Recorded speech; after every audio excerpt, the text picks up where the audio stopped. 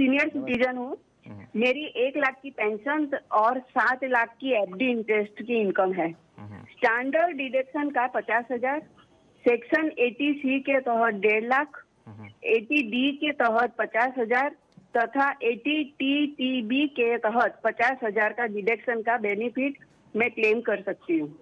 इसके बाद मेरी टैक्सेबल इनकम 5 लाख होगी। अंडर सेक्शन 87A के रिबेट का बेनिफिट गिनते हुए मुझे 0 टैक्स का फायदा मिल सकता है। लेकिन मेरी बैंक फॉर्म 15H लेने से मना कर रही है, क्योंकि basic income tax exemption limit 2,50,000 से ज्यादा हो रही है। इस बारे में मुझे क्या करना चाहिए?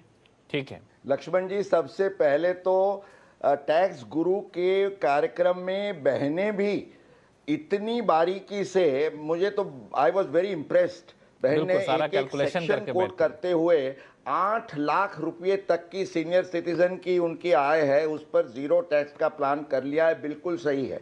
अब सवाल ये है, can the bank refuse 15H? अब उनका राइट है कि सीनियर सिटीजन के हिसाब से अब 15G और 15H में कई बार बैंक्स कंफ्यूजन करती है। 15G जो नॉन सीनियर सिटीजन के लिए नियम है, उसमें ये है कि 2.5 लाख से ज़्यादा अगर आपकी कोई डिपॉजिट की इनकम है, आप नहीं दे सकते हैं और उस पर कटना ही कटना है टैक्स को।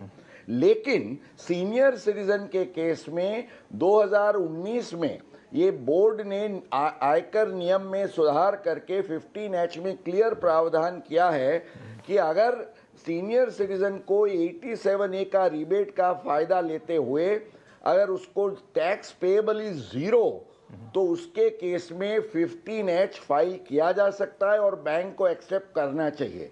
अगर बैंक एक्सेप्ट नहीं करती है तो आजकल जो RBI का ओम्बड्समैन की हम देखते हैं advertisements, you can easily approach the ombudsman and make a complaint.